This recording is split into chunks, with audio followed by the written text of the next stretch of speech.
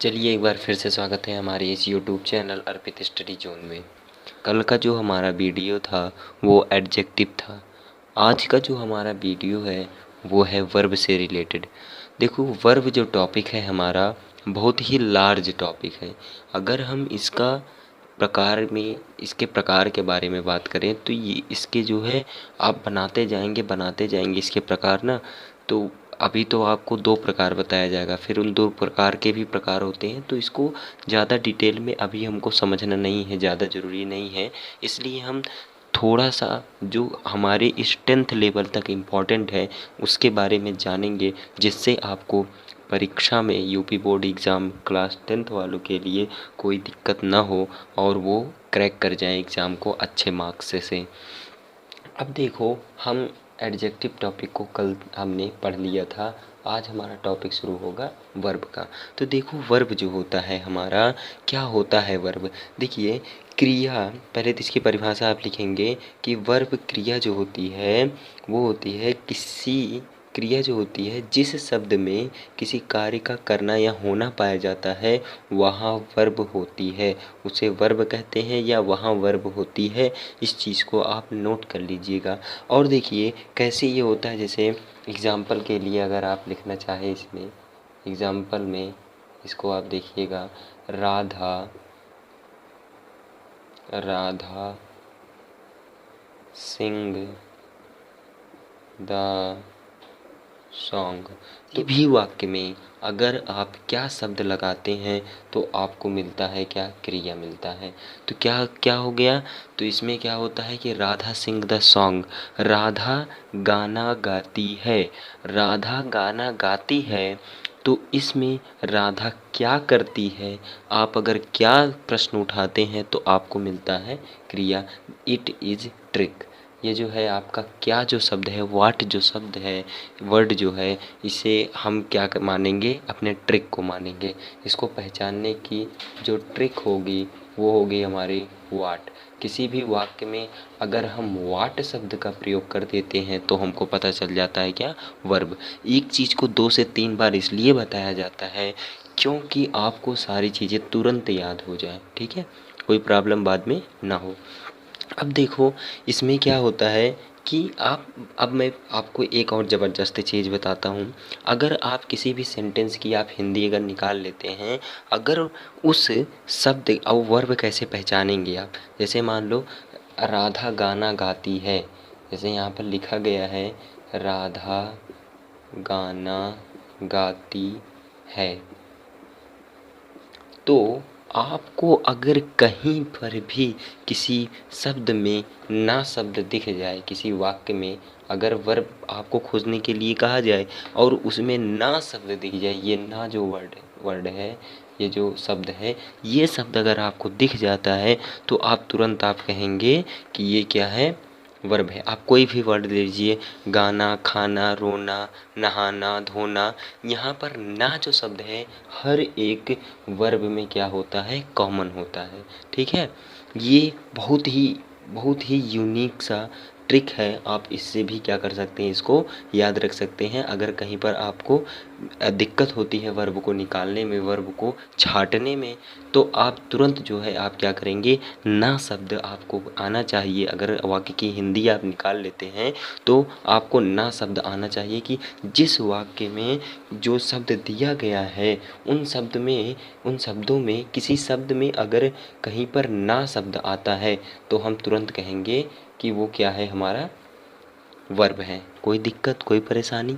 बिल्कुल एकदम आपको सारी चीज़ें समझ में आएंगी, नई चीज़ें इसमें बताई जाएंगी, ठीक है? तो अब हम चलते हैं इसके प्रकार के बारे में, देखते हैं इसके प्रकार कितने होते हैं।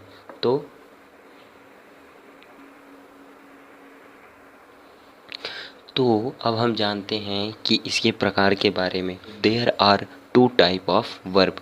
पहला हमारा होता है ट्रांजिटिव वर्ब,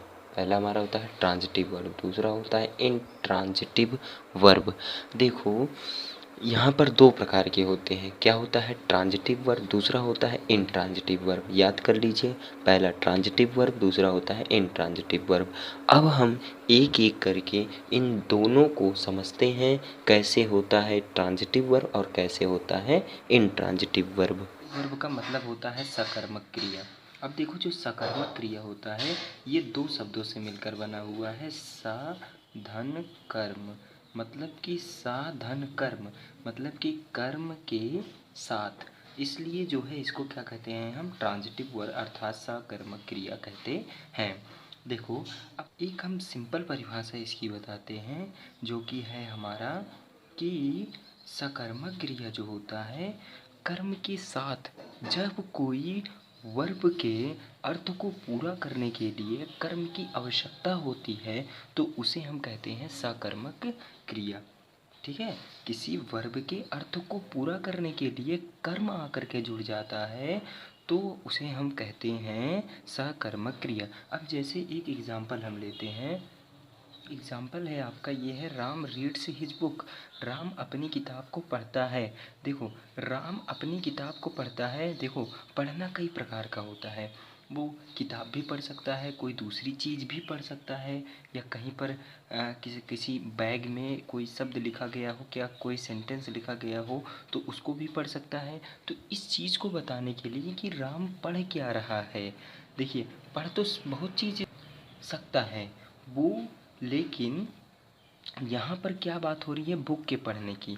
अगर हम सिर्फ इतना ही लिखें राम पढ़ता है, क्या पढ़ता है, इसका अर्थ पूरा नहीं है, इस सेंटेंस का अर्थ पूरा नहीं आता है, इसलिए इसको कर्म की आवश्यकता होती है, जिसे हम कहते हैं हिज बुक। तो हिज बुक, इसका जो है बुक, इसको कर्म को जोड़ते हैं, जोड़ने के लिए हम हिज का प्रयोग यहाँ कर रहे हैं, प्रोनाउन का। तो ये जो है Ram reads his book, Ram अपनी किताब को पढ़ता है, ये हमारा एग्जाम्पल पूरा हुआ।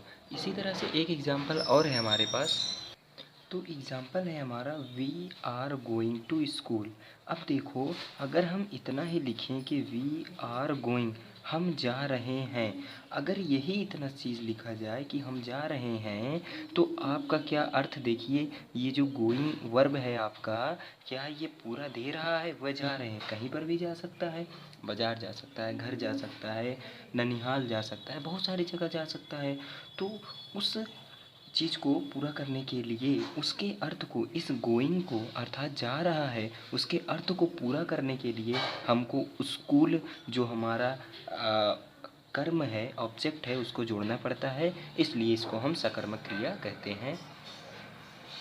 देखो, अकर्मक क्रिया में क्या होता है? देखो, अकर्मक क्रिया जो होता है उसमें कर्म विहीन अर्थात विदाउट कर्म, विदाउट ऑब्जेक्ट जो होता है उसे हम क्या कहते हैं? अकर्मक क्रिया कहते हैं। विदाउट ऑब्जेक्ट का मतलब क्या हुआ? जैसे अब पूछोगे कि सर बहुत से ऐसे वाक्य होते हैं जो क्या होते हैं कि मतलब कि सभी कर्म से जुड़े होते हैं। कहाँ भैया, सब चीज़ कर्म से ही जुड़े होते हैं। देखो, अभी वाक्य लिखा जाएगा जिसमें कर्म जुड़ा ही नहीं रहेगा, तब भी वो परिपूर्ण अर्थ देगा अपना। ठीक है, तो वो वाक्य लिखा जा रहा है यहाँ पर, जैसे द चाइल्ड वीप्स। ठीक है, जैसे द चाइल्ड वीप्स, वीप्स, ये शब्द, ये सेंटेंस लिखा गया है। अब इस सेंटेंस को आप गौर से देखिए। ठीक है, क्या यहाँ पर कोई आपको ऑब्जेक्ट लिखा दिखाई दे रहा है? ठीक है, नहीं लिखा दिखाई दे रहा है, क्योंकि जो ऑब्जेक्ट होता है वो वर्ब के बाद आता है। यहाँ पर कोई भी वह शब्द नहीं दिया गया है, वर्ड नहीं दिया गया है, इसलिए ये क्या माना जाएगा? अकर्मक क्रिया होगा। अब ये देखो, इसमें ये चेक करो कि ये इसमें क्या कर्म जुड़ा हुआ है? जुड़ा हुआ नहीं है, तो क्या ये अर्थ परिपूर्ण दे रहा है? जैसे यहाँ पर लिखा गया है कि द चाइल्ड वीप्स। अब यहाँ पर कोई कर्म नहीं लिखा गया है, तो आप ये सोचिए पहले कि कर्म नहीं लिखा गया है, क्या यहाँ पर परिपूर्ण अर्थ दे रहा है अपना? तो इसको देखते हैं हम, द चाइल्ड वीप्स, बच्चे रोते हैं, लगभग दे रहा है, नहीं दे रहा है। तो यहाँ पर कोई कर्म लगा कर देखो, जैसे मान लो बुक लिख दिया गया, बच्चे बुक रोते हैं, बच्चे बुक रोते हैं, क्या यहाँ पर कोई कर्म लगाने पर बच्चे बुक रोते हैं या बच्चे मोबाइल रोते हैं? तो इस तरह से होता है। द चाइल्ड वीप्स, ठीक। तो द चाइल्ड वीप्स को आपने बेहतरीन तरीके से समझ लिया होगा। एक और इसका एग्जाम्पल है, वो भी हम क्या करते हैं इसमें डिस्कस करते हैं, देखते हैं क्या उसका आकर्मक होगा तो क्या उसका परिपूर्ण अर्थ निकलेगा। तो यहाँ पर वो वाक्य है मोहन स्लीप्स। यहाँ पर दूसरा मैं लिख दे रहा हूँ, दूसरा मोहन स्लीप्स, मोहन सोता है। मोहन सोता है, मोहन सोता है हिज बुक, मोहन अपने बुक सोता है। क्या यह वाक्य अगर हिज बुक यहाँ पर लगा दिया जाए तो आप क्या कहेंगे कि मोहन हिज बुक सोता है? तो ये मतलब मोहन अपने बुक सोता है, इस तरह से अगर कोई अर्थ निकलेगा, क्या यह अर्थ जो है मायने रखता है? क्या यह सही अर्थ निकलता है? नहीं निकलता है। इसलिए ये जो शब्द होते हैं, ये कुछ वर्ब ऐसे होते हैं जो अपने परिपूर्ण भाव को, परिपूर्ण अर्थ को देने के लिए एकदम तत्पर होते हैं। इसलिए जो है इसको हम कहते हैं इंट्रांजिटिव वर्ब, अकर्मक क्रिया, कर्म विहीन क्रिया, कर्म विहीन क्रिया।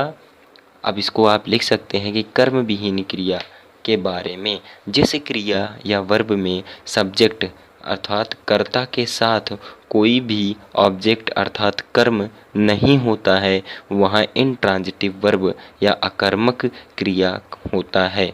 ठीक है, तो आज जो है इतना ही।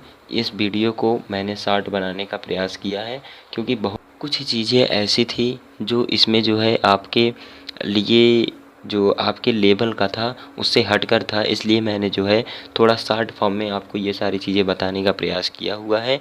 और मुझे विश्वास है कि ये आपको समझ में आएगा। और आज का जो नोट्स है, ये रहा आज का नोट्स।